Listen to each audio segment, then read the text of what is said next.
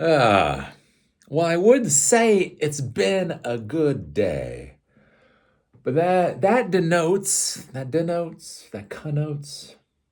I don't know. That sounds like my day is over, and it's not really over. I'm just procrastinating. So I got eight more videos shot for the introduction to SQL with SQLite self-study series.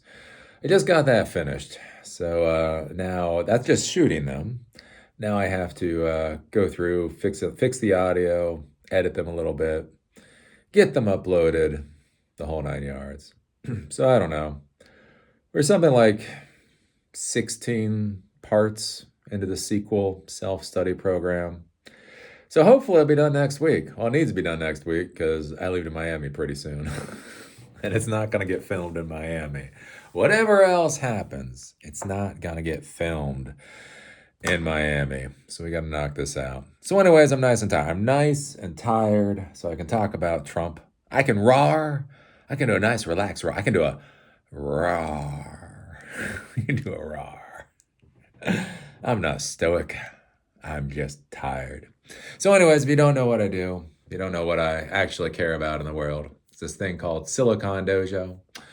Basically, what if technology education simply existed, was simply there for people? What if we believed in the intrinsic value of our fellow humans and knew in our heart of hearts that empowering the people around us would fundamentally make our own lives better? Ha! Ha! What do we believe that? I know it's dumb. But anyways, what I care about. SiliconDojo.com. We're going to have a tech teacher question and answer session tomorrow. So that's there.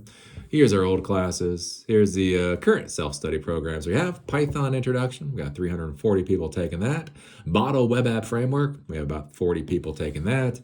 And by next week, we will have the sequel there too. And then we also do tech coaching. Though, to be clear, this is actually booked up for God knows how long.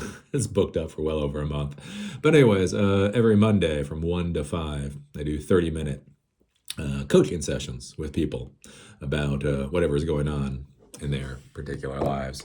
So that's what I've been working on. A question has come up. A couple of questions has come up about my possible move to Miami. Are we moving to Miami? I don't know. That's a question.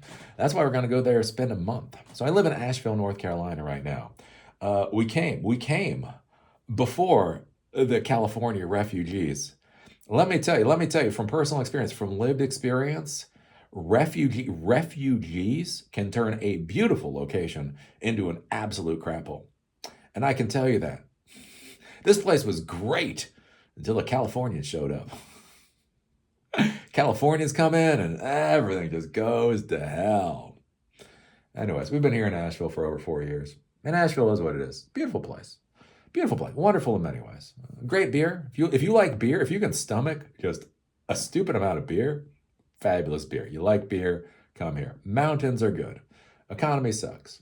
And again, that's the thing. We now have a metropolitan cost of living with a McDonald's economy. That's where I was looking because again, my wife and I were thinking about switching houses. So we moved here 4 years ago. We paid a reasonable amount of money for this house, and so we just wanted to switch. Now that I know what I'm doing, she knows what she's doing. We're just gonna switch houses, and no big deal. Like, okay, maybe we'll pay $100,000 more or something like that. Whatever. Yeah, no. To find a house that's basically equivalent to ours or slightly better, maybe slightly better, it's now 1.2 million. It's now 1.2 million with the 6.5 to 7% interest rate on the mortgage in a place with a McDonald's economy. So, anyways, yeah, that was a bit of a gut punch right there. So, anyways, we've been thinking about different places, and we like Miami. Been to Miami quite a bit. Been to Miami lots and lots over the years. Been to South Beach lots and lots over the years. And people find it humorous we like South Beach because we drink our bedtime tea at 9 o'clock. We go to bed at 10 o'clock at night. We're not partiers. I've never had bottle service. Not even sure how bottle service works. I understand bottle service about the way I understand first downs in football. Don't really understand how it works. You could explain it to me, but I forget it anyway. But anyway, I don't know why. We just like Miami Beach. We just really like Miami and Miami Beach. Anyway, so we've been thinking about it. And we looked, and Asheville is now cost comparative to Miami, to South Beach, not Miami. Like Miami is a really large area. It's got its ghettos and all that kind of stuff. So if you're like, oh, it's cost competitive to Miami, yeah, whatever. But no, it's cost comparative to South Beach, which is all kinds of fucked up. So fucked up in so many ways. So, anyways, people have asked why we're interested in moving to Miami and why not other places. Why not Austin? Why not Seattle?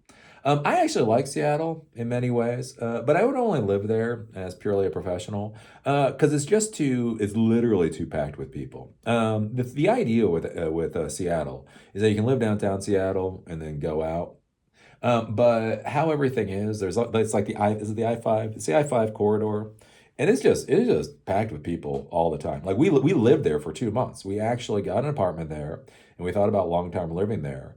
But you would go onto the I-5, I think it was the I-5. Anyways, you go onto whatever that thing is, at 2 o'clock on a Saturday afternoon.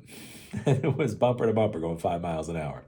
We lived on Green Lake. So there's this beautiful area called Green Lake. We literally lived on Green Lake, looking out over Green Lake. And you could look at the city. You could see downtown Seattle, like right over there. It's like, this is great. It would take you an hour to get to downtown Seattle. So I would move to Seattle. If my wife, like, she's had 3 cancers. So, anyways, if something happened to my wife, I would actually think about moving to Seattle. But I would have like the condo here, and I'd have the office here. And I'd come down the condo in the morning, grab my cup of coffee, go to the office, come back, do lunch or whatever, go to the condo. Like it's very much like you live downtown. And again, like for Seattle, the weather. There's a whole bunch of other stuff. Austin, I don't know why you'd move to Austin. Austin was great 20 years ago. Don't know why you'd move to Austin now. What I like about Miami is we actually like Miami. Like the weather generally. Like the walk. There's the river walk, or not the river walk, the beach walk or whatever it is. It goes for like 10 miles. It's a very walkable area. It's warm, and we just like it. And the nice part there is there's like 7 million people, and not only is there 7 million people, but there's an international airport that goes everywhere. Like if there's a nonstop somewhere, it goes there. Like you want nonstop to Paris, you got it. You want nonstop to Seattle, you got it. Nonstop to LA, Las Vegas or whatever, you got it. Nonstop to damn near anywhere, you got it in Miami. So there's a lot of good stuff about Miami. So again, we're gonna go with it for a month and see what happens. Maybe it'll work out. Maybe it won't. I think it will work out. But anyways, and then the next question is well, because we just had the biblical flood here in Asheville. So what about floods or disasters or whatever in Miami? Because it is Florida, and apparently it's not going to be there soon. When is soon? I don't know. But the thing is when we move there, we'll be renting, we'll be leasing. That's all. One of the other things to be thinking about from a practical standpoint in the real world is how changes in the macro forces change your individual decisions. And so if we go down there, we're just going to be renting a condo. So if a hurricane comes through and wipes out the condo, we just go somewhere else. That's how it is. Oh no, they're not going to issue property insurance on condos anymore. Well, that sucks for the landlord. Which again is one of those things to be thinking about. Again, with all these places with natural disasters, again, how many resources do you have to bear? If you own a house, you have your resources.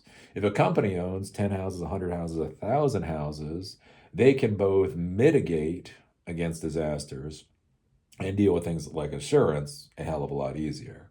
So again, that's one of those things to kind of ponder. Again, with ownership, because you don't own, you already don't own. You're like, oh, Eli, you'll own nothing and be happy. You will? You will? Jesus Christ, you people. Put down the pills. Put down the red pills. Put down the blue pills. Put down the black pills. Because you know what? All those pills are still sold by Big Pharma.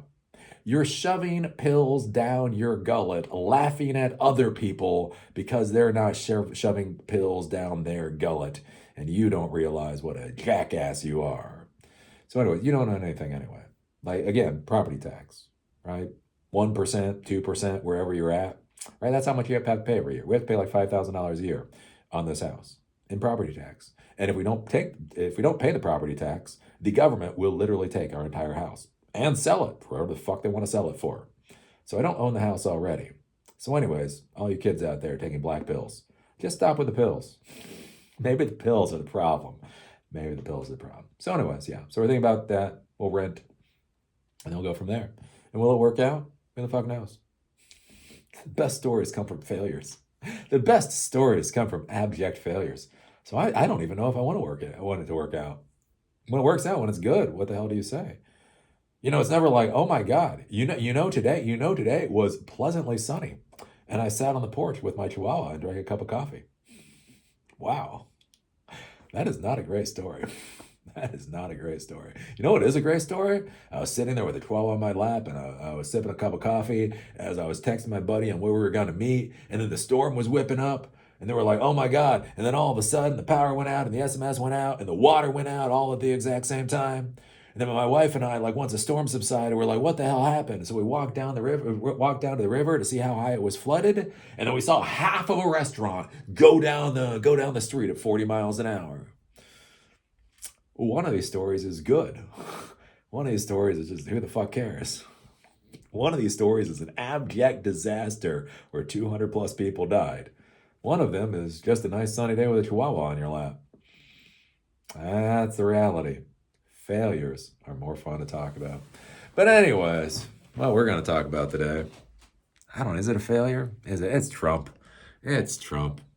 Dear Ukrainians, you're screwed. Yeah. Dear Ukrainian, here's the thing. Americans never actually care that much. Can I be the one to say it? Americans never really care that much about Ukraine. And you're about to find out just how little America cared about Ukraine to begin with. But anyways, CNN, everybody else. Trump is surrendering to Putin. Have you heard this? Again, it's like, aww. Mainstream media still doesn't know what the hell's going on. But anyways, can't teach a dead dog new tricks. We tried it with Biden. It's really hard to teach an old dog new tricks. Dead dogs. I know. You're like, no, Eli. No, you can teach a dead dog new trick. No. In fact, we tried it for a long time with Biden. Can, in fact, teach a dead dog new tricks. And that is what we're finding about our mainstream media in the United States. They're about as alive as Biden, and they're going to learn new tricks about as well. So anyways, Europe fears Trump-Putin dirty deal as Ukraine scrambles for a seat at the table. And basically what we're being told by the mainstream media is that Trump is surrendering Ukraine to Putin. And I figured I'd talk about that a little bit today, because why not? It'll be good for the clickbait. It's going to be honest. It's going to be true. You're not going to like it. But anyways, so I find this to be an interesting thing, because I think this goes back to the core of the progressive problem, right? And the Democrat problem. So for a lot of kids out there, you will not remember the time period where Democrats used to actually argue and debate. Oh! Yeah, I'm telling you, it's true. Like back in 2007 or 2008, Democrats actually tried to explain themselves. And there used to be debates and there used to be arguments, and they tell you why they were doing what they were doing. And then we had this president called Bush. Whew, Bush was Bush. Bush was actually the worst president we've ever had. Anyways, it is weird how this guy got us into two wars, one, the longest in U.S. history, literally destroyed our economy and so many other things. And somehow he's not seen as the worst U.S. president. Got 1 million Iraqis killed for an illegal war. And yet, everybody's like, yeah, I'd have a beer with that guy. I would have a beer with that genocidal bastard. Like, Jesus. Fair enough. Yeah. People are who people are. But anyways, after Bush was done with his term in office and Obama got elected, the curious thing is Obama came in and there was this rise of the progressive movement where they just decided they didn't have to explain anything at all, right? They were right. And if you did not agree with them, you were deplorable. Again, I think about that with Obama. Obama was such a curious president, just a curious politician. And again, I think he was running for 2008. And he talked about the people clinging to their guns and Bibles. which I'm sure that sounded really good to the people that would become the blue hairs. They were not yet blue hairs, but they would develop into blue hairs. But the thing is weird about that is this is the United States, and so yeah, that's the constitutional rights. Oh my God, are you saying these Americans are clinging to their constitutional rights? Fuck. Oh. Anyways, and that was like the end of it. That was about the time when the Democrats decided they didn't have to explain shit. You either agreed with them and were lockstep into their purity pledges, or you were deplorable. And that's just how it was, right? And we had 8 years of Obama. And again, it was a thing like the ACA, Obamacare. You can't, in order to know what's in Obamacare, you have to pass Obamacare. Remember that horse shit? Right. And there was just so much stuff during the Obama administration. And basically Democrats decided they didn't have to explain shit. Right? You either get it. You either are a human or you're something else. Which is again one of those weird things that Americans like to do, right? We believe all men are created equal. Then we have really weird definitions of what a man is, or even what a human is. So, anyways, and they just stopped arguing, right? And then Trump came out, and Trump started doing good for the 2016 elections. And then again, like the Democrats just treated him like a complete and utter joke. And the Republicans treated him like a joke, but really the Democrats treated him like a complete and utter joke. And again, they didn't have to explain anything. They didn't have to argue anything. They didn't have to prove a point. Obviously, it was Hillary Clinton's time. Again, that was the greatest thing. Like back because I've been doing daily blobs and things again since 2012. So I talked about this back in 2016. Like I would read Hillary Clinton's like campaign thing, and it would say it's her time, but then it wouldn't actually explain why. Not a woman's time. She wasn't saying you could vote for me or Tulsi Gabbard. No, it's her time. Either you agree it was time to elect Hillary Clinton or you were deplorable. And again, that was the thing when they were cackling. And I try not to denigrate women that way by saying things like cackling, but they were cackling, right? It was Hillary Clinton and was it Janet Reno and Madeleine Albright, I think it was. And they were talking about young women, and young women were only voting for Bernie Sanders because that's who the cute boys were voting for. And they were laughing about it. You're like, what the fuck is wrong with these psychotic pieces of shit? I would use another word, but I'm not British. And so I will not. I will not appropriate your culture. But there's another word I could use for those three ladies of that time period. These three ladies were cackling over young women only voting for Bernie Sanders because the young men were. Jesus Christ. You had to elect Hillary Clinton so that we could have a woman president, so we could have yet another president that didn't understand young women. Anyways, hey, if we're going to abuse the shit out of young women, the person doing that should be in a skirt. Anyways, on top of the fact that she explicitly supported a sexual predator in Bill Clinton and destroyed Monica Lewinsky and a whole bunch of other stuff. But anyways, then you get the Trump presidency, and then you get the fight. Then you get the revolt or whatever, the pushback, the resist movement against the Trump presidency. But again, a lot of it wasn't explained. A lot of it just wasn't explained. You needed to resist because Trump is fascist. And again, Trump isn't fascist. I don't like Trump. I don't want Trump to be president. I literally voted for the diversity hire because even though she would have been a shit fucking president, I do believe it would have gone better than whatever disaster we're currently getting into. But the fact of the matter is, Trump just isn't a fascist. Fascism is a thing, was a thing. He's not fascist, right? He's not turning our military, he's not turning our industrial complex to be focused on military. He is getting weird with the military right now, but he's not capturing the industrial complex in order to build a military, stronger military in order to boost the economy and society. Whatever he's doing, he's not quite doing that. He's not Mussolini. He is a piece of crap. But anyways, but here's the thing, right? But that was the thing. The anti-Trumpers, the Democrats, the progressives, they didn't have to argue about it. They just called him fascist, right? They did not have to argue policies. This fascist is trying to do something, ergo it is wrong, ergo you have to be against it. Which again, a lot of us are like, well, no. Again, some policies were not bad, and some policies were like, what the fuck? Again, policy like border wall. I don't think the border wall is the best way to do things, but it is something. On the other hand, I really don't want to kick out foreign exchange students. I don't even grasp where the hell that comes from. But anyways, right? So we go along.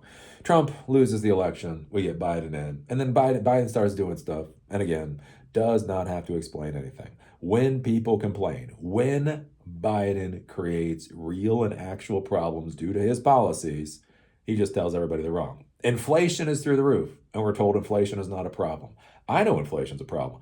Fuck, a cup of black coffee now costs me $5 goddamn dollars. $5 for a cup of black coffee. Not latte, not frappuccino. Black coffee costs $5, right? On top of food, on top of everything else, right? Inflation is an issue. And then the dead guy and the diversity hire come out, they smile, they laugh, like, you don't know how good you have it. You're wrong. Anyways, and then we get into this whole thing with Ukraine. And one of the arguments I made, again, if you follow me for any length of time, one of my arguments with Ukraine is that Biden, or the diversity hire, needed to tell us what the fuck the plan was. So Russia invades Ukraine, we support Ukraine. And then we're told maybe this is going to turn into World War III. And we're told if Russia attacks NATO, we're going to get involved. So we are now in a situation where we are told by our government officials this may escalate to World War III. And nobody has bothered to explain to the American public why the fuck we should care. Again, there's a lot of wars going on. There's a lot of wars going on. There's a lot of death going on. There's just a lot of weird crap going on in this world. And one of the interesting things that's interesting, the Democrats and the Biden administration, is they never really bothered to explain why we need to be worried about Ukraine, how far we're willing to go for Ukraine, and what the expectation is to the American public as far as that goes with Ukraine. And so again, that's one of the problems with Ukraine. I actually support Ukraine, but I also don't think they should have a blank check, right? Ukraine has a problem with corruption. You can say Ukraine has a problem with corruption, and you can say that we should support Ukraine at the same time. You just know what the fuck you're dealing with, right? Just because, somebody is corrupt or fraudulent or whatever, if they're dying from cancer, doesn't mean don't try to help them from dying from cancer type of deal, right? Anyways, the thing was, though, the Biden administration, they didn't bother with any of that. No, we've promised like $80 billion or more in defense spending, and basically open-ended. As far as I've been able to tell, the Biden administration wanted open-ended. And the question has been, to what end? Again, with Iraq, with Afghanistan, one of the biggest problems is when we went in, we did not define what a win was, nor did we define what a loss is. Now, it can be hard to define what a loss is because that means you might lose. But at least, if you hit that mark, you should walk the hell away.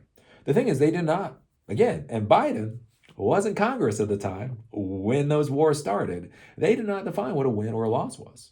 And so we lost. We lost to the Taliban. We put in God knows how much money. Our people faced death and worse over there. At the end of the day, the Taliban handed us our fucking asses. Think about all the American soldiers that died and got shredded only for our politicians to fail to such a spectacular degree that the Taliban handed us our fucking asses. And again, if you take a look at Iraq, right? We tiptoed out the door to Iraq. You'll notice all the media, right, before the Iraq war were like, rah, rah, rah, Iraq. And then when we pulled out of Iraq, it was quiet. Right? Media was quiet as church mice. I actually had to go back at the time and research to figure out whether or not we were still in Iraq because nobody was really talking about the exit out of Iraq. And again, and now at this point in time, we are told specifically that Iran, who was supposed to be our enemy, not my fucking enemy, somebody's enemy. I wonder whose enemy Iran is. Not mine.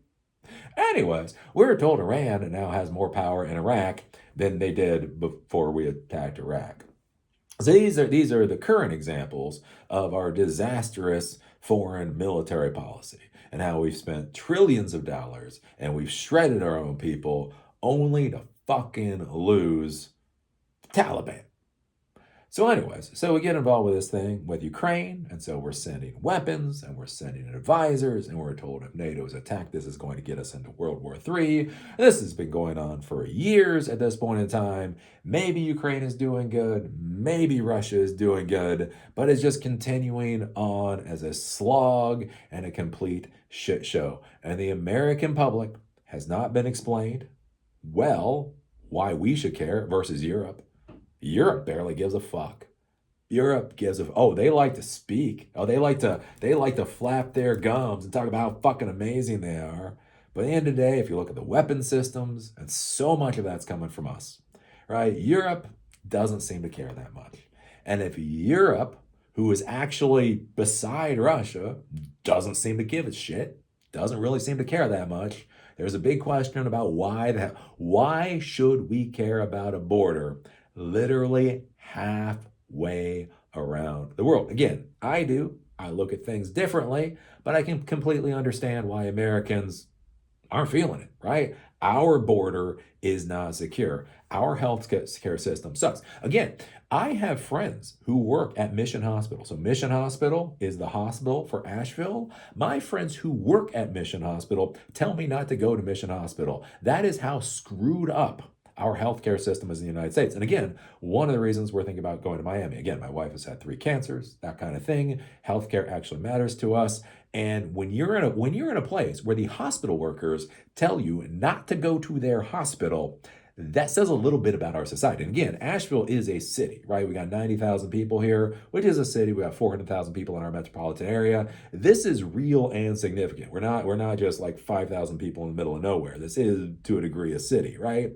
And our hospital is a crap show. So if you've got Americans and you're like, our border is a disaster, our healthcare system is a disaster, our education system is a disaster, our housing system is a disaster, our retirement system is a disaster, and we're sending tens of billions, and the Biden administration will have hundreds of billions of equipment halfway around the world to defend a border that the people around there barely seem to fucking care about. Why does that make sense to the American population? And then again, like I say, with the Biden administration, rest of them, again, they want to get us into World War III. Where are we going to get into World War III? Where is America going to get into World War III? And you're like, what? I mean, I know the Canadians are pissed off, but I don't think we're going to get into World War III over Canada. And Mexico, we got some issues going on, but that's not exactly World War III. It's like, oh, no, not our borders. Not our borders. No, we're going to get into World War III in Ukraine, or we're going to get into World War III in Israel, or we're going to get into World War III in Taiwan. Again, to most Americans, we're like, what? That's our lives. That's our lives. Politicians don't give a shit about that. Again, that was a funny thing, right? Remember when that dead president, remember when the dead president debated the Coke Zero guy? Anyways, remember, he started screaming about, my son wasn't a sucker, right? He was like, Trump said soldiers are suckers. My son wasn't a sucker. Oh, motherfucker, your son was the biggest fucking sucker. Your son fucking believed in you. Can you imagine how fucking pathetic it must be when you're dying of some god-awful cancer you got from things like burn pits and your father is Biden? Again, they finally passed legislation to deal with health care for people that dealt with the burn pits, right? Iraq's been done for a while, as far as I've been able to tell. And that wasn't immediate. Our politicians in the United States are fine sending our men and women into harm's way. But actually making sure they get taken care of afterwards, well, Musk needs a tax break. We can either fully fund the VA, or Musk can get another tax break. Come on, it's America now, right? Jesus Christ, Biden's son was the biggest fucking sucker. His father voted into a war, and then, right? How much have you seen Biden really scream about the care of veterans after that war? But anyways, right? We're supposed to, we're, we are expected to be shipped halfway around the world, to go through absolute fucking hell, so politicians can prance around and act like fucking prima donnas. And when we come back and are hurt and just, right? Well, they will think about whether they will give us charity. Fuck that. And again, like the weird part is, I know some of us out there, we feel pretty good. It's like, well, if there's a war, if there's a war, I feel bad for those young people. There's a sad thing about the state of affairs of our young people, though. How many of our young people can like run 6 miles? I think about that sometimes. I did my time. I got injured. I fucked up my wrist. Again, it was a weird injury. It's a weird injury, and it was weird that I was kicked out. But again, it was the mid '90s. The Congress had mandated they get rid of 100,000 troops, so they gave me a check and told me to get the fuck out the door. And I was like, no problem, sir. Yes, sir. Anyways, but here's the thing. At the end of the day, right? I'm almost 50. I'm almost 50 with a fucked up wrist and kind of a weird elbow. I've had a pinched nerve before. That really sucked. I got a little bit of a bad back. But here's the thing. I run 6 miles. I literally run 6 miles every day. And in the last little while, I've run 4 half marathons. And I just want you to think about this for a second. How many 22-year-olds can do that? I'm not saying that 22-year-olds can't do that. I'm saying how many American 22-year-olds can do that. So if there was a draft, and they did start shipping people halfway across the world to get slaughtered so that politicians can be prima donnas, yeah, your middle-aged ass might not be quite as safe as you thought it was. I'm just going to put that on the table, right? Yeah, I come here and I talk about, veterans and soldiers, and I talk about my nieces and nephews who are like 13 or 15 years younger than me, and I worry about those, and I worry about the next generation. I mean, that's all well and good, and I do worry about them. But to be honest with you, with the current state of America's youth, yeah, I might be in better physical shape than a lot of those folks out there. If you needed somebody to throw on a rucksack and go 20 miles in that direction and lay down cover fire, would you pick one of the average 22-year-olds, or would you show up at my doorstep and be like, well, don't worry, your wrist isn't going to be a problem because you're probably not going to survive that long anyway. Fuck, god damn it. Anyways, but think about this. Right, that's what we're talking about. Right? World War III. NATO, we must, right? Articles, right? We got to defend NATO. For a lot of Americans, we haven't been asked about this. This hasn't been debated. This hasn't been discussed, right? When was the last time I had a beer? And we all kick back. Well, if Russia invaded Estonia, how many of us are willing to get shipped overseas? We just don't even have that fucking question. Because it's just this thing. It's just this known. Of course, Americans would get shipped overseas to get slaughtered for people that don't even give a shit about defending themselves. Right? Again, you look at it. Europe should be fine. Europe has a large population. They have a fine enough economy, right? They understand how modern military systems work. They don't need us. If they were serious about their own defenses, then their own defenses wouldn't be a problem. But they're not. They are fucking not. Again, if you're Germany lately, German politicians have literally come out and stated that Germany should not have a fully capable military because that's too dangerous. Oh my God, what if Germany has a military and they can defend themselves? Like what? Fuck.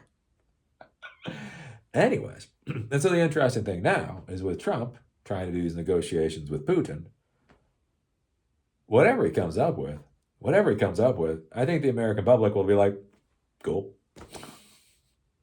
Like literally, if Trump came back to the American public and said, I am the deal maker, whatever he is. I'm the best deal maker in the world.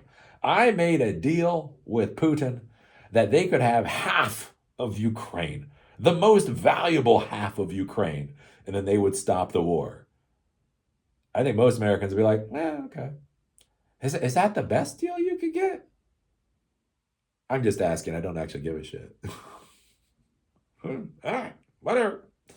And I think that's the problem that Ukraine is in, because it is weird. It's like that Ukraine and like Europe is scrambling right now, and like Ukraine doesn't even seem to be part of it. Doesn't seem to even be at the table. Trump doesn't give a fuck, and Americans don't give a fuck either, right? It's like Europe's like ah, and Trump's and Ukraine's like ah, and Trump's. This is one thing. This is one thing I honestly believe a huge portion of the American population will be fine with. I mean, they may argue about it. That's bad. They're not going to argue that much. You're not going to get 100,000 people out of the streets screaming that we need to throw more money at Ukraine. You're not going to get 50,000 people out of the streets saying, "By God, send me tomorrow." You're just going to get a lot of people at home. They're going to go, "Huh, well, I guess Ukraine war's over." Huh?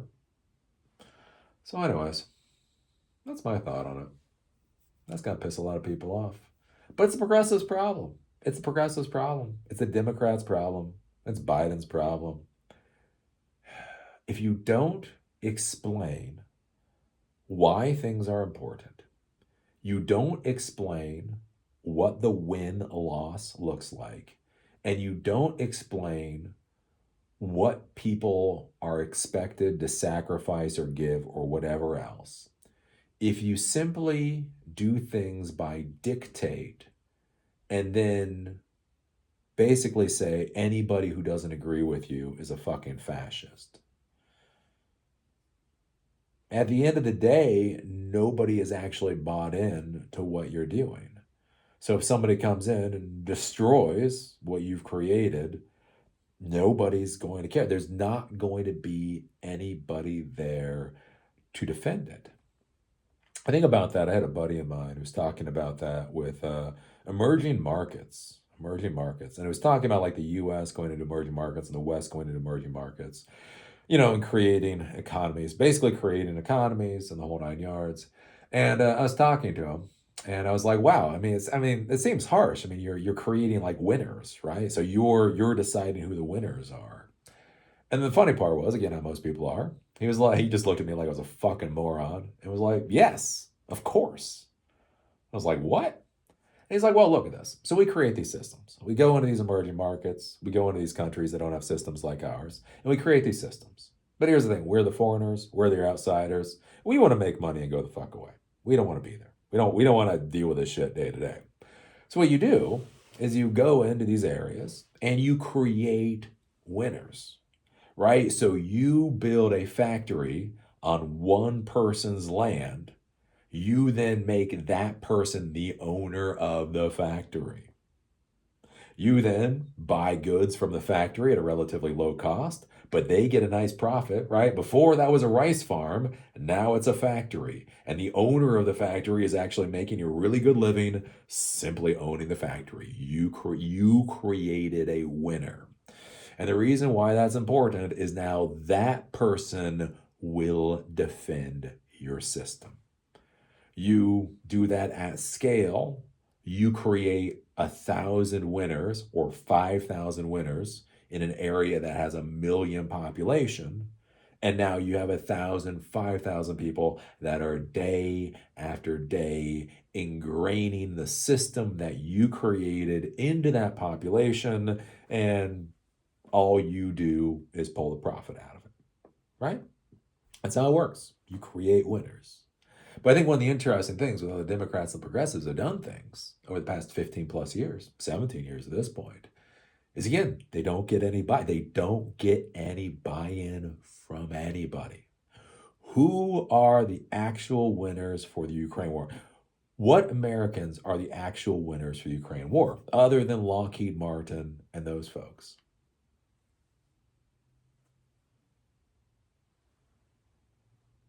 I don't know anybody who's really supports the Ukraine war. I don't know anybody who's really doing anything for the Ukraine war. There was no structure created to support Ukraine. And if that structure falters, then there will be people to defend it. They just simply said, this is right side of history, and anybody who disagrees is a fascist. And so Trump is coming in, and he's doing what Trump does. And yeah, the Ukrainians will be screwed. And if Europe doesn't pull their collective heads out of their asses, it'll be curious to see what happens next. Yeah. What am I supposed to say? Am I supposed to shed a tear over not wanting to go over there and get shredded for those people? Absolutely not. Am I supposed to say, oh, I'm sad my nieces and nephews won't face worse than death to go halfway around the world and defend a country, even its own neighbors don't really give a shit about defending? So yeah, we will see what happens. Though I do think it's cute. I do think it's cute. Oh, Trump is most likely going to surrender on Ukraine, but we're still going to fund the hell out of Israel. Again, it's that weird thing with like blank checks, blank checkbooks. Like there's this weird thing with politicians. The politician will point at somebody else and say, "Look at their blank check for Ukraine. That is evil. That's destroying our society." But then literally comes out and says there is a blank check for deporting immigrants out of the United States. And basically, there's apparently a blank check for Israel. And again, that's where I get frustrated. Can we just stop at the blank checks? Blank checks are a bad idea. Can we stop those, please? But anyways, so what do you think about this? What do you think about Trump surrendering Ukraine to Putin? What do you think? I mean, what do you think this will do to Ukrainians? What do you think this will do to Europeans? How many handfuls of Americans will actually care? How many handfuls? One handful of Americans? Two handfuls of Americans? Do you think more Americans will protest in support of Ukraine than showed up to the Unite the Right rally too? Spoiler, that was about a dozen people. About a dozen people showed up to that one. I don't know. Inquiring minds are curious. So anyways, put your thoughts down below. More classes are coming on SQLite. Again, if you're in Ukraine and you want to learn how to program, you can use my stuff. You can create AI robots to try to defend yourself.